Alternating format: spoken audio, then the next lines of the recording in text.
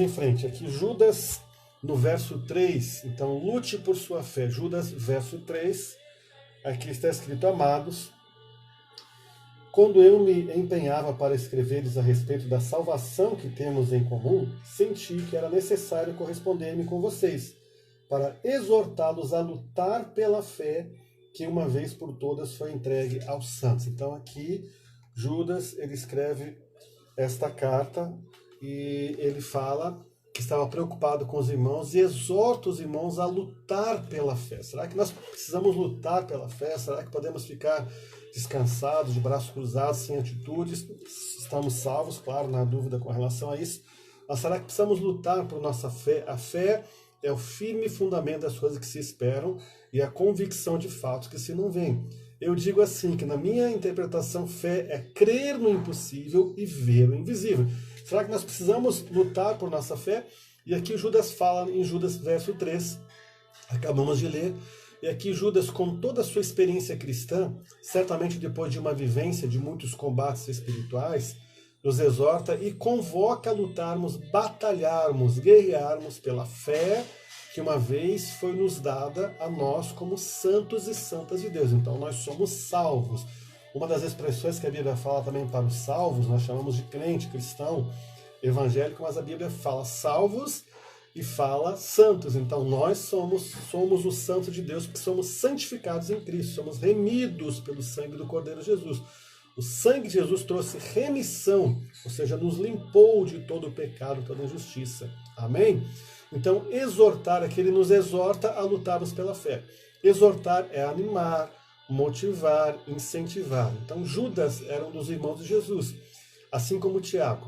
O tema central deste verso é nos motivar a não desistir de lutar, de batalharmos por nossa fé. Pessoas podem nos ajudar nesta batalha, mas nós somos os responsáveis por lutar para crescermos e permanecermos na fé. Judas nos relembra que estamos em uma guerra e não em tempos de paz. Nós temos a paz de Cristo em nós, estabelecida em nosso espírito, onde o Espírito de Deus habita, e essa paz ela excede o entendimento humano, ou seja, o entendimento natural do ser humano. O ser humano, de uma forma natural, não consegue entender como nós podemos estar em paz em meio a tudo que acontece. Opa, retornamos. Hoje é terça-feira, é feriado. O uso de internet aí é muito grande, né? Mas vamos em frente, Deus vai nos abençoar que vai dar tudo certo. Então Judas nos relembra que estamos em guerra, não em tempos de paz. Nós temos a paz de Cristo dentro de nós, que excede o entendimento humano. Então quem governa esse mundo não é o Senhor ainda. A palavra de Deus diz que o mundo jaz do maligno. E 2 Coríntios capítulo 4, no verso 4, eu quero trazer esse texto aqui para trazermos uma base para essa afirmação. 2 Coríntios 4, 4, está escrito assim, 4, 4, nos quais o Deus desse mundo é Satanás, o Deus deste mundo cegou o entendimento dos descrentes, outras versões dos incrédulos, para que não lhes resplandeça a luz do Evangelho da glória de Cristo, o qual é a imagem de Deus. Então o mundo jaz no maligno, Satanás é o príncipe desse século. Então quem está governando esse mundo, por direito e por herança, somos nós, mas profeticamente falando, de uma forma normal, natural, fora do profético, é Satanás. Então ele não governa mais a nossa vida, mas ele governa esse contexto secular chamado mundo. Então você e eu precisamos guerrear por nossa alma ou poderemos perdê-la. Satanás fará de tudo para nos afastar de Deus e da sua igreja. Então existem momentos, circunstâncias que podem vir até pensamentos à nossa mente, que a Bíblia diz que são dardos inflamados do maligno. Então o que é um dardo? Imagine que o dardo é uma flecha, então ele tem um veneno na sua ponta. Se ele conseguir atingir a mente do ser humano, aquele veneno vai entrar e vai surtir efeito lá. O que é esse veneno? Qual é essa batalha na mente? Ah, se Deus existisse não seria assim. Ah, porque tantas pessoas morrem? Porque existe tanta coisa errada. Então, quer dizer, são sofismas que se levantam na mente do ser humano para tentá-lo afastar, então, esse ser humano da glória de Deus, da fé em Deus. Então nós precisamos batalhar por nossa fé. Então a vida cristã vitoriosa é marcada por embates com o reino das trevas e é consolidada por meio de nossos esforços de fé. Então não basta sabermos que nós temos um inimigo, um arqui-inimigo, que primeiramente ele é inimigo de Deus. Ele já foi derrotado por Jesus. Então, a palavra de Deus diz que Jesus, ele derrotou todo principado e potestade e se tornou cabeça dos principados e potestades. Então, nada pode ser feito por Satanás, a não ser que haja uma autorização de Deus, que o ser humano pode ter cometido uma infração, um pecado, uma transgressão diante de Deus, e deu um direito legal, uma legalidade. Então, Satanás vem e age. Nós sabemos que Satanás e demônios só podem agir onde um direito legal foi dado a eles. E somente nós que demos esse direito legal, podemos agora em Cristo nos arrependermos e tirarmos essa base legal de ação de Satanás e demônios através do nosso arrependimento e confissão a Deus. Aí, o Senhor nos perdoe e nos purifica de todo pecado, ou seja, ele remove a legalidade que havia. Então é preciso nessa batalha pela fé, é preciso diligência, interesse. O que é diligência? Interesse, zelo, cuidado, para que esta luta possa nos conduzir à vitória. Então nós entendemos o seguinte: nós estamos em meio a uma guerra. Aí é um ponto pacífico. Todos nós estamos em guerra. Qualquer pessoa que nasceu nesse mundo está em guerra. Mas nós que pertencemos a Deus estamos numa batalha espiritual. Existe uma batalha espiritual do reino das trevas contra o reino de Deus. Por exemplo, Gálatas capítulo 5, se você for analisar e estudar ali Gálatas capítulo 5, ele fala da luta da carne e do espírito. Então a carne não é isso que nós beliscamos, a carne é um poder que está em nós que se contrapõe, que é contrário ao mover, ao agir de Deus sobre as nossas vidas. Fique bem claro isso. Então a luta, a nossa, nós vamos ver em seguida aqui nos textos, mas não é contra pessoas. É uma luta espiritual e nós estamos nessa batalha espiritual. E precisamos entender que estamos nesse contexto, nós estamos aqui numa batalha, nós pertencemos ao exército de Deus e precisamos lutar por nossas vidas, lutar por nossa fé. Então, contra o que nós precisamos lutar? Estamos exercendo a batalha da fé, mas contra o que então nós precisamos lutar? Nós estamos lutando. Primeiro, contra o pecado. O pecado é a única razão, é o único motivo que afasta o ser humano de Deus, é o pecado, está lá. Isaías 59 diz: mas os vossos pecados fizeram uma separação entre vós e o vosso Deus. Aí Deus não vai nos ouvir, não no sentido literal que ele não possa nos ouvir, porque ele nos ouve em todo o tempo. Mas esse ouvir é trazer uma resposta à nossa expectativa devido ao nosso pecado. Então, a base legal para Satanás e demônios agirem é o pecado no ser humano. Então, a tentação em si, ela não é pecado. Eu vou te dar aqui uma base bíblica. Jesus, ele foi tentado por Satanás. Ele foi levado pelo diabo para o deserto para ser tentado. Portanto, quem levou ele para ser tentado por Satanás foi o próprio Espírito, o Espírito de Deus, o Espírito Santo. Nós podemos ser tentados, mas ou cair, ou ceder à tentação, usando nosso livre-arbítrio para pecar, aí sim é que vai dar legalidade a Satanás.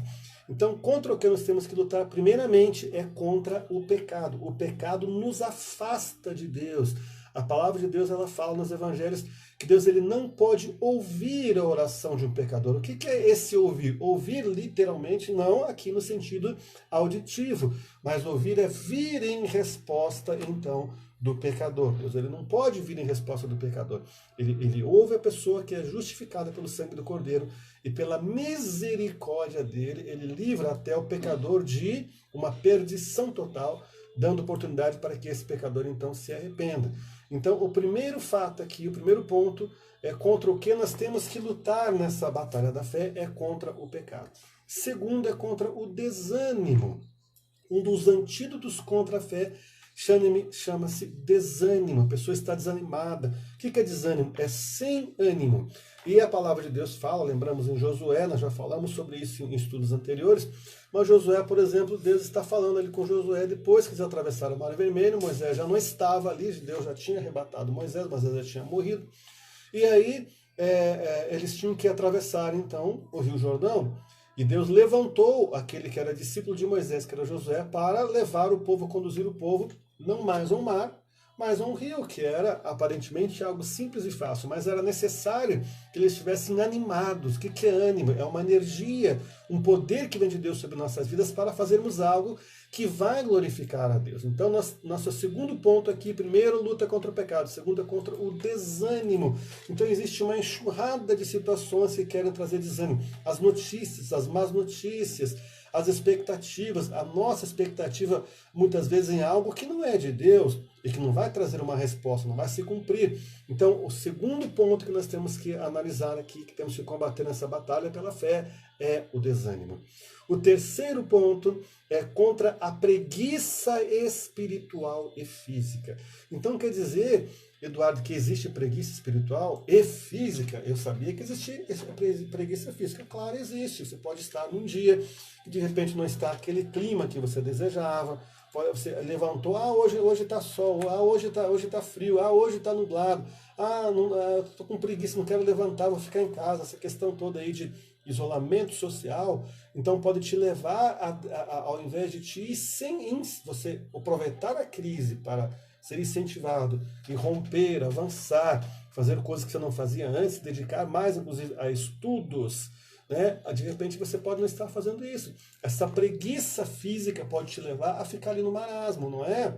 Até é interessante, você pode observar nas redes sociais, às vezes as pessoas colocam lá, eu estou no sofá, eu estou em tal lugar, eu estou descansando. Quer dizer, o nosso descanso, claro, que existe um descanso aqui, mas o nosso descanso ele vai ser lá na pátria celestial. O nosso descanso será na pátria celestial. Nosso descanso não é aqui nesse mundo em que nós estamos. Então agora nós precisamos também lutar contra a preguiça física. A preguiça física impede as pessoas de levar uma dieta à frente, um propósito à frente, até mesmo um jejum. Aí entra também a preguiça espiritual. O que é a preguiça espiritual? A preguiça espiritual ela pode ser encaixada aqui. Mas eu não vou ler a Bíblia. Poxa, esse capítulo é muito grande. Mas o Espírito Santo te fala, vai lá e lê. De repente, Salmo 119. Eu não vou ler porque é o salmo o mais comprido, que tem, o mais longo que tem na Bíblia. Mas tem tantos ensinamentos. Eu não vou fazer um estudo programado da Bíblia, de fazer uma leitura da Bíblia, ou reler a Bíblia, ou reler o Novo Testamento, o Velho Testamento, a Bíblia inteira, ou reler Salmos, Provérbios, enfim. Existe até aquela forma de leitura bíblica, que ela é uma forma bem, bem simples, né? Você tem 31, existem 31.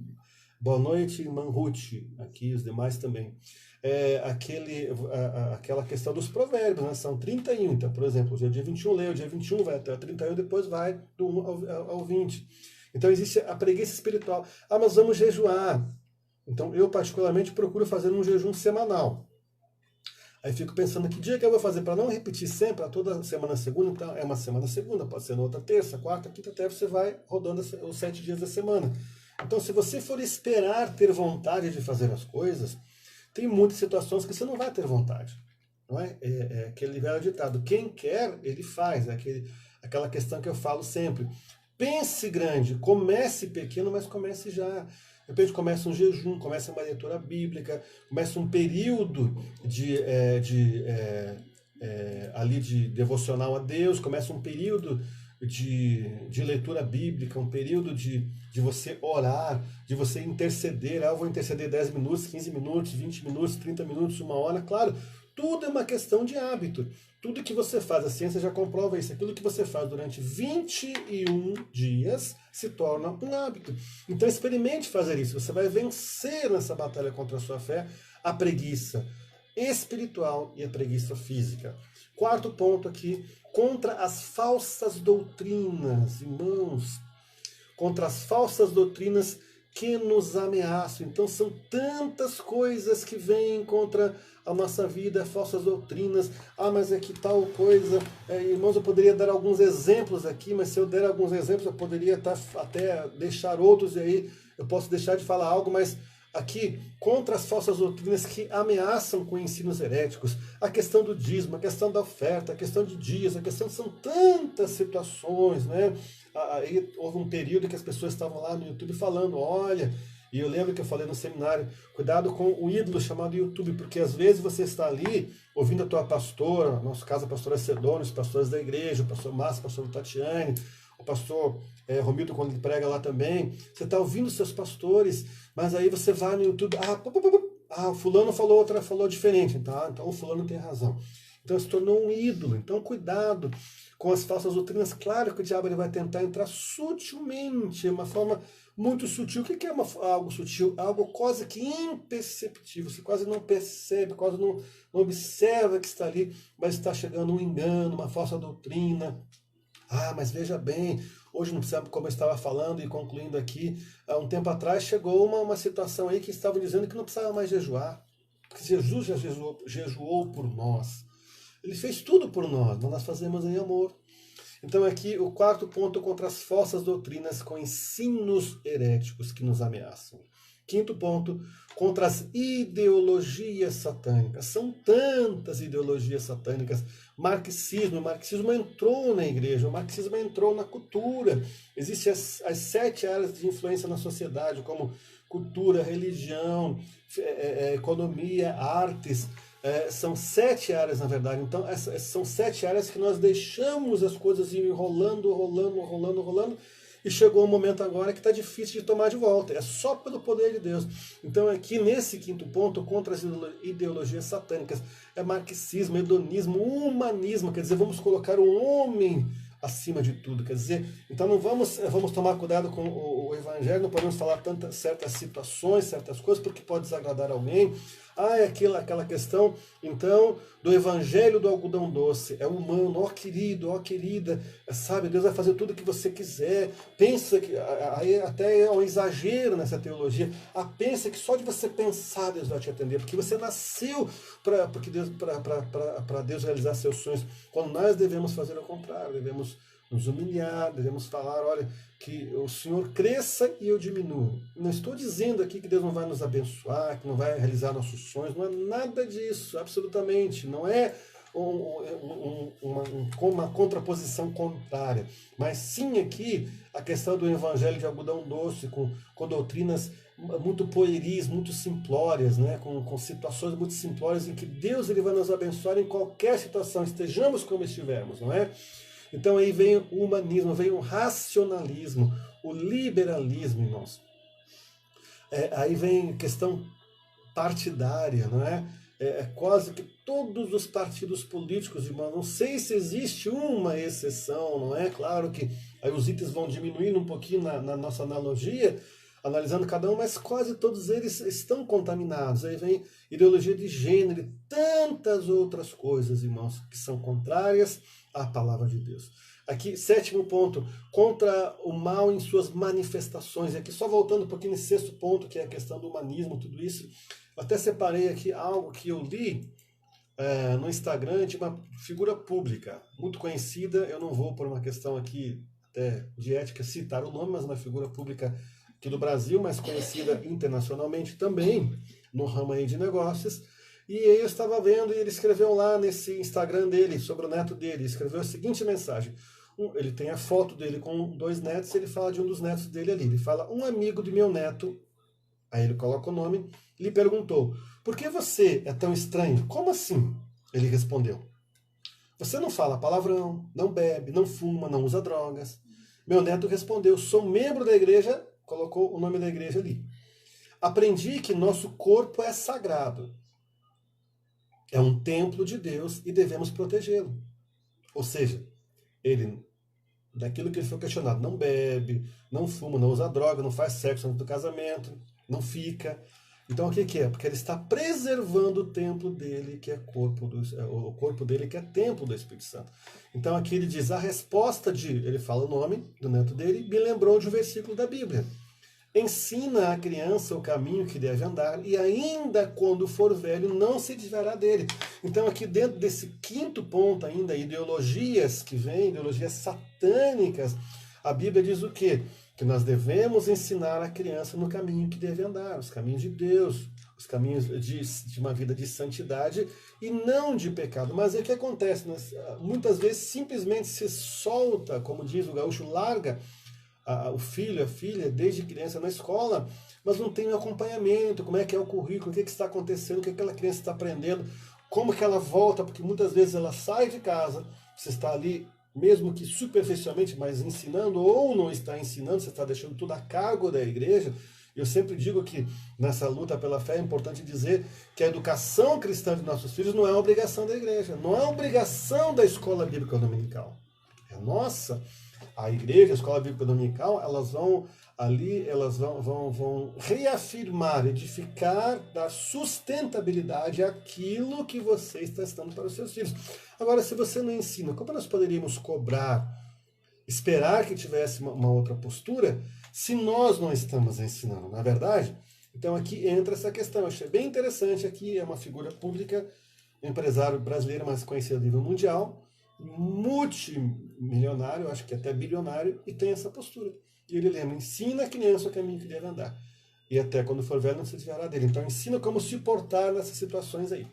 O sexto ponto, contra a astúcia dos homens maus. A Bíblia diz em Eclesiastes capítulo 8, verso 11, porque tarda a justiça de Deus sobre o ser humano é cada vez mais propenso a praticar o mal. Então observe isso, o ser humano cada vez mais ele é propenso a praticar o mal. Por quê? Porque a justiça de Deus ela não vem de imediato. A pessoa praticou uma injustiça, Deus não vem com um castigo ali de imediato. É claro que ela vai ter uma consequência daquilo. Por quê? Porque Deus é longânimo. Ele dá tempo para a pessoa se arrepender. Então aqui nós estamos debaixo dessa tese também, dessa questão. Então homens maus, aí vem políticos maus, juízes maus, empresários, profissionais corruptos e corruptores. Às vezes a gente quer apontar o dedo, mas fulano está lá e é corrupto. Mas irmãos, sabe aquela questão toda, você sabe que tem uma velocidade ali. Estamos falando da batalha, a luta pela fé. Está escrito 110, você passou de 110 naquela velocidade ali, os anjos de Deus não têm mais nem responsabilidade de te guardar. Então tem não pise na grama. Ninguém está ali, eu vou pisar na grama. Não jogue lixo aqui. E você jogou, quer dizer, aí será que nós não temos que mudar também a nossa interpretação de corrupção? Então aqui, sétimo ponto, contra o mal em todas as suas manifestações. Então o mundo jaz no maligno, o príncipe desse século é Satanás. Então qual que é o trabalho dele? Roubar, matar, destruir. Então ele entra na sociedade, ele entra em todas as questões ali, ele entra nas questões sociais, econômicas, políticas, até na igreja, em todas as áreas da sociedade, ele coloca os seus representantes. Então aqui, vamos estar atentos que a nossa luta não é contra pessoas, mas sim contra as trevas. Efésios 6:2, ele nos fala isso, e vamos ver então quais são as nossas armas nesta luta pela fé. Vamos ler aqui as nossas armas. Primeiramente, 2 Coríntios capítulo 10, versos 4 e 5. Porque as armas da nossa milícia, as armas da nossa luta por sua fé. Aí Judas fala para lutarmos. E aqui ele diz que as armas da nossa milícia, da nossa luta, da nossa guerra, não são carnais ou terrenas ou naturais, mas sim poderosas em Deus para a destruição de fortalezas, destruindo vãs filosofias, os raciocínios e toda altivez, arrogância que se levanta contra o conhecimento de Deus. Aqui outras versões falam todo sofisma. O que é um sofisma? É uma mentira que se apresenta como se fosse verdade. Um exemplo disso? Todas as religiões levam a Deus. Mas Deus é um só. De fato, Deus é um só. Mas muitas vezes a pessoa que nos fala isso, nos comenta isso, ela está servindo um falso Deus. E ela quer dizer o quê? Ela quer que a gente concorde que aquela teoria dela de que um falso Deus é o mesmo Deus que nós servimos, o Deus da Bíblia, e muitas vezes as pessoas falam, é mesmo. Prosseguindo aqui, nesse versículo de 2 Coríntios 10, 4 e 5. E levando cativo todo o entendimento à obediência de Cristo. Então, o que ele está dizendo aqui?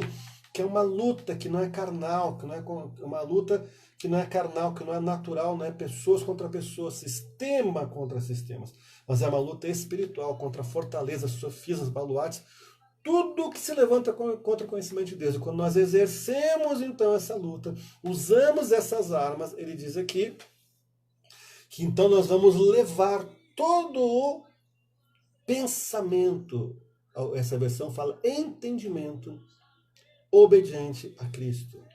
Então, quando nós entendemos que estamos numa batalha, quando lutamos pela fé, quando entendemos que nossas armas não são carnais, mas são espirituais, aí nós vamos lutar com essas armas que são espirituais e vamos o quê? Ter todo o pensamento cativo, ou seja, alinhado com a equidade de Deus, com quem é Cristo, com quem é o Espírito Santo. E Efésios capítulo 6, versos 11 a 17 diz, revestivos de toda a armadura de Deus, para poderes ficar firmes contra as ciladas do diabo. Opa, aqui fala ciladas de quem? Não é do ser humano, é do diabo. Porquanto nossa luta não é contra seres humanos, e sim contra principados, potestades, contra dominadores deste sistema mundial em trevas, contra forças espirituais do mal nas regiões celestiais. São 4 esferas, é uma hierarquia satânica, principados, potestades, dominadores, hostes espirituais da maldade. E aqui ele diz nas regiões celestiais.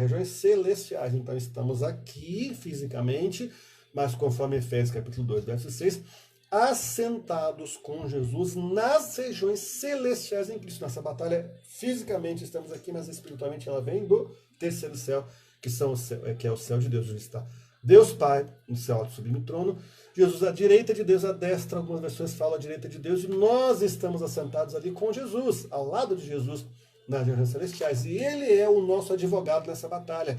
Ele é aquele que é nosso advogado, que vai estar ali nos defendendo junto a quem? Ao supremo juiz do universo, que é nosso Deus Pai. Amém? Alguém pode dar um glória a Deus, aleluia aí? E aqui ele diz, depois de ele falar aqui dessa hierarquia espiritual das trevas, ele fala, por este motivo, Efésios 6, vestir toda a armadura de Deus. Quer dizer, a minha luta não é carnal, é espiritual. Então as minhas armas também são espirituais. E diz, a fim de que possais resistir firmemente no dia mau. Então, no dia da... O que é o dia mau? Efésios 6 diz, dia mau. Aqui fala dia mau. É o dia da batalha, é o dia da luta, é o dia da guerra. O que você sente no teu espírito que você está em guerra, que é uma guerra espiritual com relação à sua vida ou alguma questão na sua vida. E havendo batalhado até o final, ele diz aqui, permaneceis inabaláveis. Então eu lutei, eu volto aqui da luta, olá, ok, eu estou o tempo todo diante do trono de Deus, adorando a Deus. Eu desço daquela posição para batalhar. Eu batalho e eu volto como um adorador. Eu não volto estraçalhado, pelo contrário, eu volto renovado, você volta renovado, você volta renovado. Amém, irmão? Amém, irmã? Então aqui está clara essa palavra. Então você volta aqui e diz aqui, até o final permanecendo firmes, inabaláveis, sem retroceder. Então a mensagem de Deus nessa batalha pela sua fé, não retroceda, não dê espaço ao inimigo. Eu falo e repito muitas vezes, muitas pessoas estão ali a poucos metros da linha de chegada. Olhe para sua frente, imagine que você está a 10 metros da linha de chegada. É uma pequena distância, que vai levar talvez ali poucos segundos para você vencê-la e você desiste. Então eu sempre digo, as pessoas não fracassam, as pessoas desistem. Então não desista daquilo que Deus tem para você. Lute a batalha da fé. Sem retroceder, estais, portanto, firmes, trazendo em volta a cintura da verdade, o cinturão da verdade. É a verdade, Jesus é a verdade. Ele diz lá em João capítulo 8, conhecereis a verdade, e a verdade vos libertará. Ele diz, se o Filho, ou seja, se a verdade vos libertar, Jesus, o verbo que se fez carne, habitou entre nós, cheio de graça e de verdade, ele é a verdade. Se ele ali estiver na tua vida, Jesus que é a verdade, você vai vencer. Então ele diz aqui, estai, portanto, firmes, trazendo em volta o cinturão da verdade. Você está com um cinturão de proteção que é a verdade. E você precisa conhecer a palavra escrita, que é a verdade de Deus em sua vida. Vestindo a couraça da justiça. Então você veste uma roupa que é uma couraça, uma proteção. É como um cinto ali, uma roupa que é uma proteção ali, que é a justiça. Porque diz que nós devemos buscar em primeiro lugar o reino de Deus e a sua justiça. Ali está em Mateus capítulo 6, verso 33. Então, não só o reino, mas a sua justiça, aquilo que é justo. Eu tenho que aqui ser justo. Como eu vou agir aqui? Ou como aquele livro diz, em meus passos o que faria Jesus. Então, sendo justo, calçando os vossos pés com a proteção do evangelho da paz. A palavra de Deus diz, onde você pisa com o teu pé, Deus te deu por direito. Então, você está calçado com o evangelho da paz. Você proclama onde você pisa, onde você está, você testifica o evangelho da paz. E aqui, embraçando sempre o escudo da fé. É um escudo que você tem ali, escudo da fé, aqui, não é? O escudo da fé, a sua fé inabalável, com o qual podereis apagar todas as setas inflamadas do maligno. Esse escudo da fé tem a ver com a palavra de Deus, é a palavra que você vai usar. O diabo vem com uma situação, você vai rebater com a palavra ali. Como Jesus fez, ele venceu o diabo no deserto usando a palavra. Ele disse, escrito está. E aqui também, usai igualmente o capacete da salvação. Então, a sua mente está ali com a salvação, sua salvação eterna, é um capacete que te protege. Você não vai deixar o diabo lançar uma seta e entrar na sua mente. Opa, alto lá, Satanás. Você tem um sonho, tem uma visão, você tem uma percepção, você observou e discerniu que não é de Deus, você já vai reagir imediatamente. E aqui, e a espada do Espírito, que é a palavra de Deus. Aí vem, ó, espada do Espírito. É uma espada que diz que ela é mais cortante, a palavra de Deus, do que uma espada de dois gumes. Ela penetra ali na medula, nos seus ossos e medula, ela faz divisão da alma e do espírito, ou seja, ela tira você de uma condição de um crente, de um cristão almático. O que é um cristão almático? Uma pessoa da alma, mas fulano falou, ciclano não orou por mim, tal pessoa não falou a paz do Senhor para mim. É mais ou menos isso aí. Vamos falar aqui, o crente mimimi. Você sai daquela situação de mimimi e você entra numa dimensão espiritual de fortaleza, de proteção, de convicção de quem você é em Deus, de que reino você pertence, que você é um soldado de Deus, você é uma pessoa que faz parte desse reino. Amém, igreja? Então aqui nós estamos vendo que ele fala das armaduras espirituais. Usar igualmente o capacete da salvação e a espada do Espírito, que é a palavra de Deus. Efésios de 6 a 11 a 17, que nós lemos aqui, tá?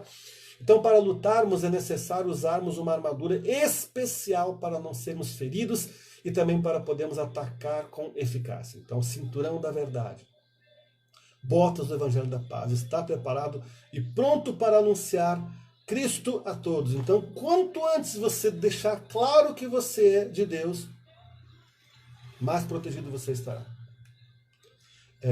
Capacete da salvação, proteção da mente contra a dúvida de que você é salvo. Então vamos analisar isso aqui. Jesus, ele sai do deserto ali, ele foi primeiro, sai do deserto não, ele sai do local onde ele foi batizado, ele ouviu a voz de Deus Pai que falou: tu és o meu filho amado, eu me agrado em você. Outras versões, eu tenho prazer em você. Ele vai levado pelo Espírito ao deserto para ser tentado por Satanás. Qual é a palavra que Satanás fala? Se tu és o Filho de Deus, o que ele tentou colocar? Dúvida. Pensa, ele tinha ouvido que era Filho de Deus, amado de Deus, que Deus tinha prazer nele. O diabo o que faz? Tenta tirar isso. A questão da afirmação da paternidade, que nós somos filhos de Deus. Então o capacete da salvação, ele vai proteger a nossa mente contra dúvidas de que você é salvo, de que você é de Deus de fato e de verdade. A oração aqui, Efésios 6,18, orar sem cessar. Nós devemos orar o tempo todo, orar em todo tempo. O que é orar em todo tempo? Você está batalhando pela sua fé, orando, você está no ônibus, você está no carro, você está viajando, você está andando, você está na sua casa, aí, que agora estamos no tempo de estar mais em casa. O que vai acontecer? Você vai orar em todo tempo, igreja. Você não vai esmorecer. Orem em todo tempo, no Espírito, com todo tipo de oração e súplica, e para isso vigiem com toda a perseverança e súplica por todos os santos. Então aqui está dizendo que você tem que orar em todo tempo, no Espírito, motivado pelo Espírito Santo, estar em oração em todo tempo, batalhando por sua fé. Você chega no trabalho, você está orando. Você chega na sua escola, na sua faculdade, você está orando. Chega no supermercado, você está orando. Ainda mais agora em tempo de contaminação, você não sabe quem está ali. Você não vai desconfiar das pessoas, mas só me guarda, me protege, me livra de todo mal. Aí vem também a questão, a coraça da justiça, que é fazer aquilo que é justo e correto, porque eu tenho que buscar o reino de Deus e a sua justiça. Senhor, é justo o que eu estou fazendo? É correto o que eu estou fazendo? Escudo da fé, usando esse escudo que vai te proteger em todo o tempo ali. Espada do Espírito, a palavra de Deus é uma arma de ataque. Jesus usou na tentação, então existem armas de defesa, armas de ataque. Existem armas que são afirmação, que você vai afirmar a palavra, mas aqui fala de uma arma de ataque. É a espada, então eu corto a seta do maligno, eu corto, eu faço divisão entre alma e espírito agora. Eu não permito que Satanás ultrapasse essa barreira aqui. Conhecimento da palavra, irmãos, é de suma importância na luta pela fé. E eu já citei aqui, e quero ler João 8,32. Olha o que Jesus fala aqui. É um versículo que nós temos memorizado já. Eu não falo decorado, porque decorar é quando eu era ator, eu decorava textos. Agora nós memorizamos a palavra de Deus. Então aqui, João 8,32, está escrito: conhecereis a verdade, e a verdade vos libertará. Então nós como guerreiros lutamos na batalha da fé e vencemos quando conhecemos a palavra. Agora, se você não conhece a palavra, lembra que nós falamos antes ali, desânimo, preguiça espiritual e física, deixa a preguiça e vai conhecer a palavra. Aproveite esses dias para conhecer a palavra de Deus muito mais. Então aqui a fé, 1 João capítulo 5, verso 4, 1 João 5, 4. 1 João 5, no verso 4. Porque todo que é nascido de Deus vence o mundo, e esta é a vitória que vence o mundo, a nossa fé. E aqui, um conselho: em suas batalhas, peça sempre ajuda e conselho. Procure pessoas mais experientes, a sua pastora, os seus pastores. O que eu faço? Como é que eu vou agir? De que maneira eu vou agir nessa área aqui? Procure o conselho. Provérbios 12, 15. Eu quero ler aqui, para ficar bem firmada esta palavra, Provérbios 12, no verso 15.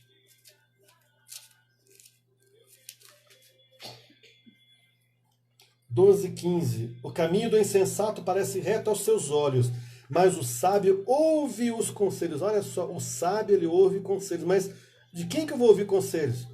De quem é de Deus. De quem está num nível maior do que você, seus pastores, suas pastoras, um irmão que esteja num nível de intimidade com Deus igual ou maior do que o seu. Caso contrário, não será eficaz. Okay? Onde não existe conselho, fracassam os bons planos, mas com a ajuda de muitos conselheiros, há grande êxito, grande vitória. Provérbios 15, 22. Então, vamos estar finalizando esse estudo aqui, que o estudo de hoje é Lute por Sua Fé. Só lembrando aqui os pontos. Lutamos pela fé contra o que nós temos que lutar: contra o pecado, contra o desânimo, contra a preguiça espiritual e física, contra as falsas doutrinas. Deixa eu só pegar aqui, porque o celular está na frente. Contra as falsas doutrinas que nos ameaçam nos ensinos heréticos. Quinto, contra as ideologias satânicas, marxismo, hedonismo, humanismo, racionalismo, liberalismo, partidos políticos que são aí totalmente contaminados, ideologia de gênero e outras situações. Sexto, contra a astúcia dos homens maus, como políticos, juízes, empresários, profissionais, corruptos e corruptores. Sétimo ponto, contra o mal em todas as suas manifestações.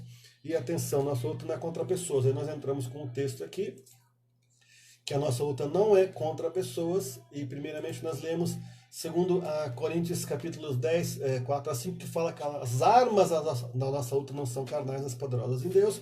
Depois nós lemos Efésios capítulo 6, de 11 a 17, que fala aqui que não lutamos contra pessoas, mas contra um sistema que tem uma hierarquia de principados, potestades, dominadores, hostes espirituais da maldade.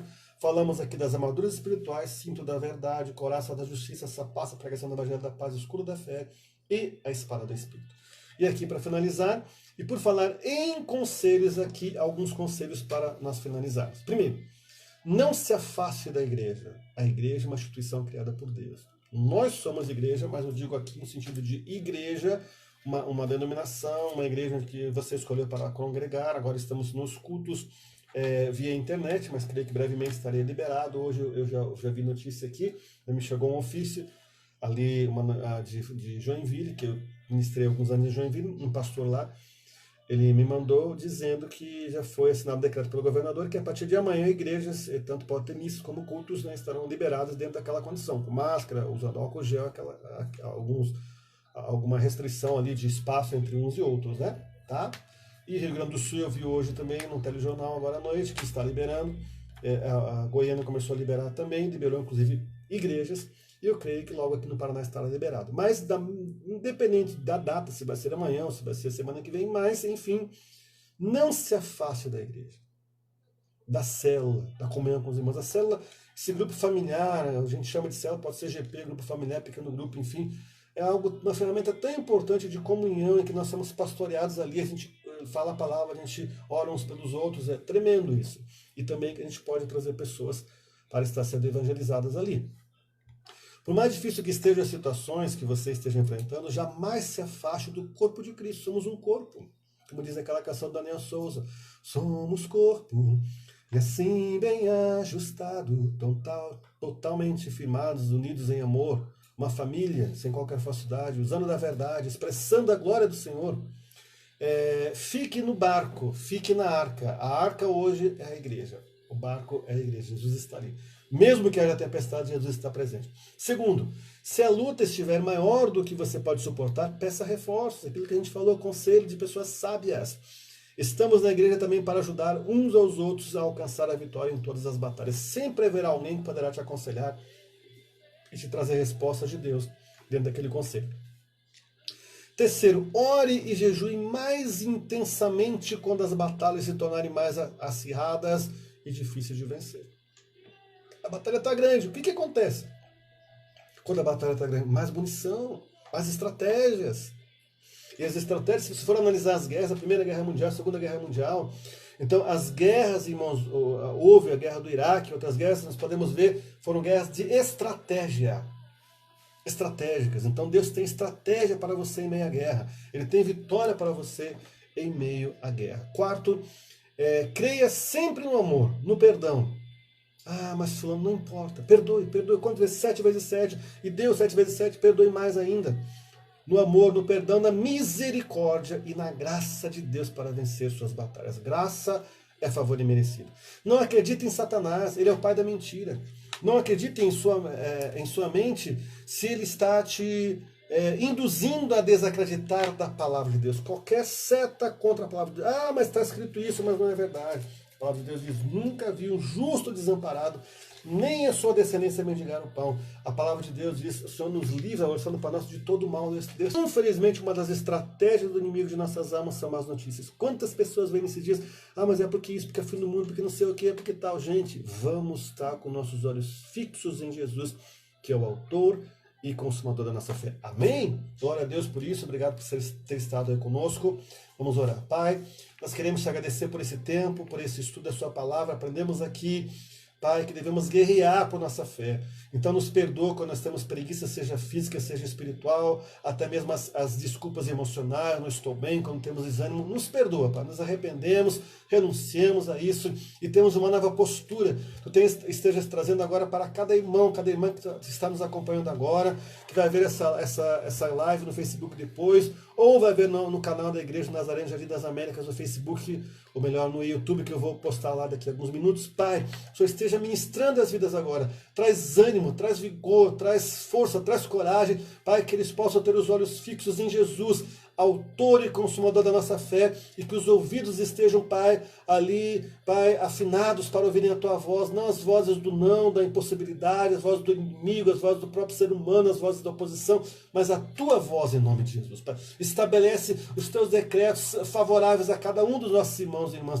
Abençoa esse ministério, membro do corpo de Cristo aqui, Pai, aqueles que precisam de cura, traz cura, aqueles que precisam de vigor, traz vigor, aqueles que precisam de ânimo, traz ânimo, aqueles que precisam, Deus, de portas abertas. Eu quero decretar agora portas abertas para o Senhor, portas abertas de trabalho, de emprego, não haverá crise, não haverá, Pai, perdas financeiras, Pai, não haverá, Pai, prejuízo, Pai, em meio à crise, Pai, em meio à tempestade, o Senhor se faz presente, o Senhor está ali presente. Então vem em favor de cada irmão, de cada irmã, Pai, vem como resposta, Pai, que haja uma unção sobrenatural do Teu Espírito Santo agora, Pai, vem sobre nossas autoridades da nação, dá Pai, sabedoria, para que eles possam tomar atitudes, os passos deles sejam guiados pelo Senhor. Nós como igreja aqui, nós somos a voz profética da nação, nós abençoamos o Brasil, abençoamos o Paraná, abençoamos Curitiba, abençoamos as nações, ó Pai, em nome de Jesus. Inspira-nos em Ti, Pai, em nome do Senhor Jesus Cristo, e para a glória de Deus, Pai. Amém.